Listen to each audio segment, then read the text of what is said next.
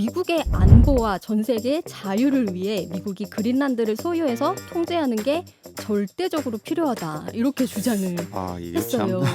그리고 파나마에 대해서도 썼어요. 파나마 정부가 미국의 통행료 바가지 씌우고 있다면서 운하 운영권 우리가 도로 뺏어와야 된다. 그래서 파나마 정부가 당연히 항의를 했죠. 근데 SNS에 막 미국 국기, 막 성조기 나부끼는 운하 사진 게시하면서 미국 운하에 오신 것을 환영한다. 좀 정말 노골적으로 그 외에도 캐나다도 쉬운 한 번째 줄을 만들겠다. 이게 사실은 얼마나 캐나다로서는 주권 국가로서 그쵸. 당혹스러운 이야기입니까? 예. 자, 그럼 두 번째 뉴스 가볼까요? 파나마 그린란드 탐내는 트럼프. 기후 위기 인정했나? 예, 트럼프가 기후 위기를 인정하고 받아들였다. 이렇게 예. 갑자기 말씀하시 상당히 예. 당혹스럽네요. 제가 조금 반가운 소식으로 제목을 잡아봤습니다. 도널드 트럼프 이제 미국 대통령 당선인 취임 얼마 남지 않았어요. 1월 20일에 이제 취임을 하는데, 자, 최근에 이제 국제 뉴스가 아주 뒤집어졌어요. 파나마 운하 미국에 반환해야 된다. 이런 주장 한 데 이어서 그린란드 이제 미국 위에 붙어 있긴 하지만 이게 덴마크 자치령인데, 엄연히 덴마크 자치령인데 미국에 편입돼야 된다. 아니면 우리가 돈 주고 사겠다. 이렇게 했다가 덴마크 정부에 좀 거부를 당하기도 했어요. 그래서 이게 좀 논란이 뜨겁습니다. 근데 이게 우리 기후 위기와 좀 밀접한 관련이 있어서 이 소식을 가져와 봤습니다. 예, 상당히 흥미가 있는데요. 예. 트럼프 당선인 그 집권 일기 때부터 네. 그린란드에 눈독 들이는 모습 많이 보였잖아요. 당시 덴마크 정부가 말도 안 된다, 터무니없다 이렇게 일축했었는데 네. 최근은 어떻습니까? 예, 일단 그린란드에 대해서 조금 더 소개를 드리면 이제 그린란드가 북아메리카 북쪽에 이제 붙어 있죠. 그래서 덴마크 자치령. 근데 덴마크 자치령이에요. 그래서 지리적으로는 북아메리카고 정치적으로는 유럽에 속하는 그런 독특한 곳입니다. 그래서 진짜 집권 일기 때부터 사실 그린란드에 눈독을 좀 들여왔었어요. 근데 이번에 조금 더 이제 재집권을 앞두고 노골적으로 야욕을 드러낸 거예요. 그래서 지난달 22일에 차기 주 덴마크 미국 대사 이제 노민이 계속 발표를 하고 있잖아요. 그래서 발표하면서 자기 소셜미디어 플랫폼 트루스 소셜에다가 미국의 안보와 전 세계의 자유를 위해 미국이 그린란드를 소유해서 통제하는 게 절대적으로 필요하다. 이렇게 주장을 이게 했어요. 참. 그리고 파나마에 대해서도 썼어요. 자, 25년 전 이제 미국이 파나마 정부에 운영권 넘긴 거잖아요. 맞아요. 근데 파나마 정부가 미국의 통행료 바가지 씌우고 있다면서 운하 운영권 우리가 도로 뺏어와야 된다. 또 이렇게 주장을 했습니다. 그래서 파나마 정부가 당연히 항의를 했죠. 근데 SNS에 막 미국 국기, 막 성조기 나부끼는 운하 사진 게시하면서 미국 운하에 오신 것을 환영한다. 좀 정말 노골적으로 야욕을 그래요. 이게 사실 드러냈어요. 예. 트럼프가 집권하게 되면 과거에는 상상하지 못했던 이런 발언들을 할 것이다. 이게 네. 이제 현실로 되고 있는 것 같은데요. 예. 그 외에도 캐나다도 쉬운 한 번째 줄을 만들겠다. 이게 사실은 얼마나 캐나다로서는 주권 국가로서 그쵸. 당혹스러운 이야기입니까? 예. 또 연이어서 주변 국가에 대한 이런 이야기를 계속 하고 있잖아요. 파나마 운하, 그린란드에 대해서 이렇게 도발하는 이유. 또 근본적으로는 아마 미중 패권 전쟁의 이제 일환으로 보이는데요. 네, 맞습니다. 중국을 견제하기 위해서. 그렇죠. 왜냐하면 이게 파나마 운하에 좀 중국이 계속 접근을 해오고 있거든요. 좀 더 소개를 해드릴게요. 파나마 운하가 일단 매년 한 14,000척의 선박이 지난대요. 그래서 전 세계 무역량의 4%를 차지하는 그런 아주 물동량 높은 항구입니다. 미국 제국주의의 상징이기도 하죠. 근데 이제 현재 이제 운하 사용이 미국 선박이 가장 많고요. 그 다음이 중국 선박, 주로 이제 남미를 오가는 그런 중국 국적 선박이 2위를 이제 차지하고 있어요. 근데 중국이 이제 1대1로 전략 2000년대 초반부터 계속 해왔잖아요. 하면서 이거랑 연계해서 파나마랑 좀 밀착을 해왔습니다. 그래서 트럼프 일기 때 이제 2017년에 파나마가 원래는 대만하고 오랜 수교국이었는데 대만하고 단교를 하고 중국이랑 수교를 했어요. 이때부터 중국이 본격적으로 파나마에 진출하는 그런 계기가 됐습니다. 그랬군요. 트럼프 일기 때 벌어진 일이죠. 중국 기업들이 파나마의 발전소, 철도, 그다음에 운하 개량 사업 같은 인프라 사업 같은 거 대거 수주를 했고요. 특히 이제 중국이 왜 이렇게 개도국 기업들의 그 책 채권 외교라고 하나 채무 외교라고 하나요? 뭐 이런 걸 좀 해서 인프라 뭐 개선 사업 같은 걸 좀 해주고 운영권을 가져가는 음. 그런 걸 좀 하고 있는데 파나마 운하에서도 지금 주요 항구 중에 두 곳의 운영권을 친중국계 재벌이면서 홍콩 최고 갑부인 리카싱의 CK 허친슨 홀딩스가 가지고 있다고 아. 합니다.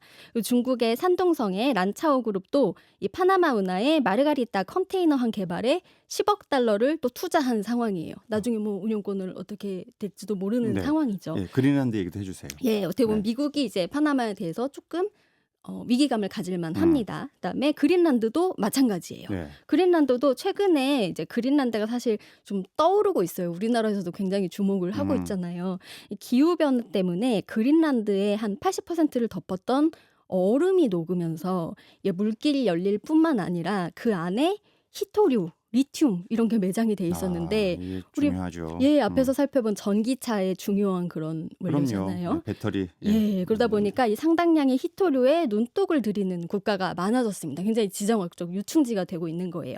또 그린란드 이제 지나는 북극 항로 이제 개척도 좀 가시권에 들어왔기 때문에 이제 이 북극의 패권을 두고 미국과 중국 그리고 러시아까지 러시아랑도 가까우니까요. 러시아까지 나서서 경쟁을 벌이고 있습니다. 네. 근데 사실 보면은 러시아가 우크라이나를 침공하고선 서방의 제재를 많이 받았잖아요.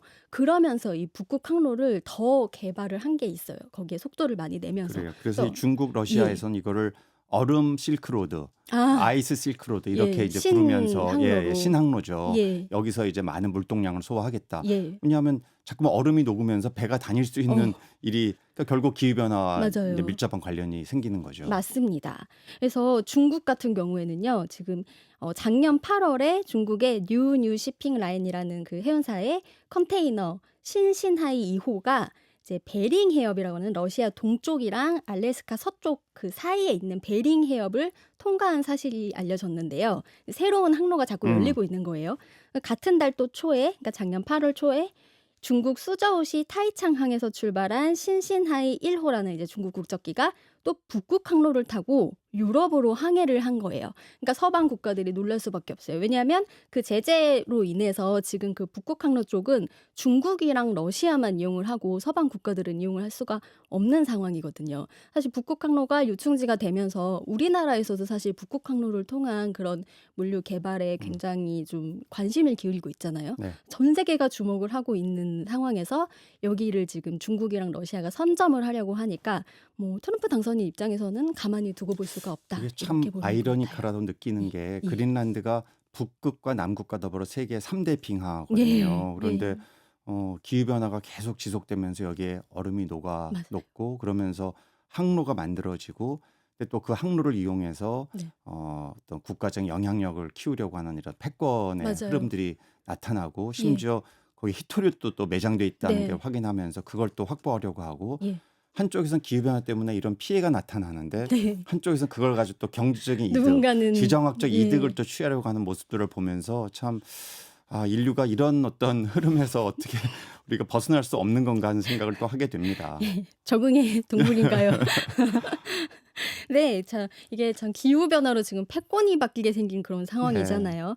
자, 근데, 자, 트럼프 당선인이 얼마나 이 파나마 운하랑 음, 그린란드에 좀 탐욕을 드러내고 있냐면, 자, 원래 트럼프 당선인은 기후 위기에 대해서, 뭐, 기후변화가 일어나고 있는 게 아니다. 그럼요. 인간의 행동으로 초래되지 않았다. 이렇게 했는데, 이제 기후 위기를 인정하고 있는 거다. 그래서 파나마 운하랑 그린란드에 욕심을 내는 거다. 앞으로 기후 변화가 가속화될 거기 때문에 이 두 개를 차지해야 된다라는 욕심을 부린 거다. 이런 분석이 좀 나오고 그렇군요. 있습니다. 뉴욕 타임스에서 어떻게 보도를 했냐면 이게 지금 다 어차피 기후 위기로 인해서 지금 벌어진 일이잖아요. 그러니까 지구 온난화 때문에 파나마 운하랑 그다음에 그린란드가 모두 세계의 운송과 무역에서 더 중요해지고 있다는 음, 걸 이제 트럼프 당선인이 인정을 했다는 거죠. 최근 북극위원회 보고서가 나왔는데, 자, 그린란드가요, 빙하가 감소하면서 북극의 선박 교통량이 지난 10년 동안 37% 급증한 걸로 엄청난 나타났습니다. 수치네요. 예, 이 속도가 더 빠르잖아요, 지금. 그러면 얼음이 더 많이 녹을수록 더 많은 무역로가 생기기 때문에 그럴수록 그린란드의 그 지정학적 중요성은 더 높아지겠죠. 음. 그걸 트럼프 당선인도 인정을 하고 어렴풋이 인정을 하고 그럼 있는 트럼프는 그런. 앞으로 이렇게 얘기하는 거 아니에요? 네. 앞으로 기후변화 더 자꾸만 되는 게 좋다. 그래야 우리가 북극 항로를 이용해서 경제 이득을 경제. 더 많이 취득할 수 있는 거 아니겠냐. 아, 뭐 불황에 빠진 글로벌 경제를 일으키고 일으키는 기후변화를 새로운 물결인가요? 활용하자. 그럴 수도 있죠. 아, 참. 그리고 또 이게 트럼프 당선인이 직접적으로 말한 건 아닌데, 자, 트럼프의 외교 안보 정책 관련해서 최측근으로 분류되는 로버트 오브라이언 전 국가안보보좌관이요. 자, 우리 친 트럼프 매체 폭스뉴스에서 이런 인터뷰를 했어요. 자, 기후 변화가 트럼프 당선인이 그린란드 인수하는 데 관심을 갖게 된 그 한 가지 요인인 게 맞다. 바로 예. 인정했군요. 네, 인정을 했습니다. 내용을 좀 봤더니 이제 기후가 따뜻해지면서 파나마 운하 사용이 좀 제한이 되고 대신에 그린란드를 따라서 북극에 수로를 개설하게 될 수 있다. 이런 제안을 한 거예요. 그래서 그린란드가 북극에서 북미, 미국까지 이어지는 고속도로가 될 거다. 음. 이렇게 얘기를 했습니다. 그래서 트럼프 최측근이 이런 말을 하니까 결국에는 이제 인디펜던트지에서 이런 제목으로 이 소식을 보도를 했어요. 그린란드 인수를 정당화하기 위해서 트럼프가 기후변화가 존재한다고 마침내 인정을 했다. 이렇게 평가를 했습니다. 예. 그래요. 지금 파나마 운하 같은 경우에 지금 조금 더 자세히 얘기 드리면 2023년에 이제 가뭄으로 피해를 크게 입었어요. 그래서 그때 선박 통항 제한 조처를 좀 실시를 했거든요. 네, 많이 알려진 사실이죠. 예, 그죠? 이때부터 일일 통과 선박 대수를 기존 이제 35척에서 22척으로 많이 줄였습니다. 그래서 선박 통행에 좀 어려움이 있었고요. 그다음에 앞으로 강우 패턴, 뭐 엘니뇨, 라니냐 현상 이런 거 고려할 때 향후 4년 이내에 다시 파나마 운하에 영향을 미칠 가뭄이 또 올 거다. 이렇게 예상이 되는 상황이에요. 파나마 운하의 물동량이 이제 줄어드니까 여기 사용을 제한하는 대신에 북극 수로를 탐내는 거다. 이런 분석이 나오는 거죠. 결국은 기후변화가 전반적으로 한쪽 지역에서는 또 가뭄 때문에 파나마 운하의 이 사용 효율이 떨어지고 그러나 또 북극에서는 이 얼음이 녹으면서 항로가 열려서 그쪽으로 이 항로를 앞으로 물동량 수송을 대체하는 이 두 가지가 기후변화로 인해서 이런 어떤 맞아요. 대체 관계가 생기는 이러한 흐름이 지금 맞습니다. 보이고 있네요. 예, 그래서 그린란드 빙하가 지금 녹는 속도가 되게 빨라요. 맞아요. 지금도 시간당 평균 3천만 톤씩 사라지고 있다고 하거든요. 그래서 빙하가 녹아서 지금 북극의 가치가 계속 높아지는 상황이기 때문에 이 그린란드를 두고 이제 기후 위기가 가속화될수록 여기에 대한 패권 다툼도 심화되지 더 않을까. 가열차게 일어날 가능성이 있네요. 예. 사실 미국이 아무리 세계 최강자다라고 이야기하더라도 이렇게 대놓고 노골적으로 파나마 운하 우리 가져와야 되겠다. 그린란드 우리 가져와야 되겠다. 이런 얘기 사실 할 수 없는 거잖아요. 맞습니다. 예, 이게 정말 말 그대로 무슨 우리 전쟁 한번 하겠다 이런 게 아니라면 이런 말 쉽게 할 수 없는 건데요. 네. 예. 네. 그래서 사실은 처음에는 그냥 우스갯소리로도 이제 받아들이는 사람들이 많았는데 로이터 통신이 최근에 좀 유의미한 보도를 했어요. 이제 트럼프 진영의 인사들이 최근 몇 주 동안 그린란드를 진짜 실질적으로 획득하거나 아니면 이 통제권을 획득할 그런 방안을 비공식적으로 논의를 했다. 이런 보도가 나왔어요. 그러니까 어떻게 보면 트럼프 당선인이 그린란드 가져오겠다 이렇게 말하는 게 그 수사가 그냥 농담이 아닐 수 있다. 정말 진지한 야욕일 수 있다. 이런 분석이 나오거든요. 그래서 그 덴마크 정부가 이렇게 발표했어요. 트럼프 당선인이 그린란드 매입 의사 밝히자마자 단호하게 거부를 한 다음에 직후에 국방비를 2조를 늘리겠다고 발표를 했습니다. 이 중에 상당 금액이 그린란드 방어하는 데 많이 쓰이거든요. 덴마크 정부는 원래 준비했던 그런 국방 예산이라고 이렇게 설명을 하기는 했지만 이게 트럼프 당선인의 야욕과 무관하다고 보기는 어렵지 않을까 최 싶습니다. 기자 말씀을 들어보니까 사실은 트럼프 당선인이 이제 1월부터 집권하게 되면 경제 부문에서 미국 내의 경제에도 많은 변화가 있을 것이고 그것이 전 세계적으로 무역 전쟁과 같은 것을 일으켜서 이제 인플레이션 또 각국의 경제적인 충격을 줄 것이다. 이런 우려를 경제학자들이 많이 하고 있는데요. 오늘의 이 이야기를 또 들어보니까 이것이 앞으로 지정학적인 갈등까지 기후변화가 촉발하는 그리고 트럼프의 그런 갖고 있는 탐욕, 야욕이라는 것이 기존의 이 덴마크의 자치령인 그린란드까지 눈독을 들이는 이렇게 맞아요. 되면 결국 안 그래도 지금 전 세계적으로 분쟁과 전쟁이 전쟁을 하고 계속해서 있는데. 일어나고 있는데 예. 거기에 또 기름을 더 붓는 일이 올해 2025년도에는 일어날 수도 있겠다는 생각, 그런 우려를 좀 하게 되네요. 맞아요. 여기에 특히 러시아가 개입이 돼 있잖아요. 음, 근데 뭐 일각에서는 우크라이나 전쟁을 두고 미국과 러시아의 대리전이다 이런 분석도 나오고 있잖아요. 그 무대가 옮겨가는 그런 음, 계기가 생길 수도 있다는 좀 그래요. 예, 우려가 또 올해 되기도 합니다. 한 해도 예. 정말 대한민국도 현재 많은 위기 상황에 네. 봉착해 우리 있지만 경제 더 지금 네, 전 어려워질 수 세계적으로 있을 것 정말 같아요. 예. 올 한 해가 참 쉽지 않은 한 해가 되지 않을까 하는 네. 생각을 하게 되네요. 예. 그래요. 오늘 말씀 여기까지 듣겠습니다. 지금까지 CBS 최소영 기자였습니다. 네. 고맙습니다. 감사합니다.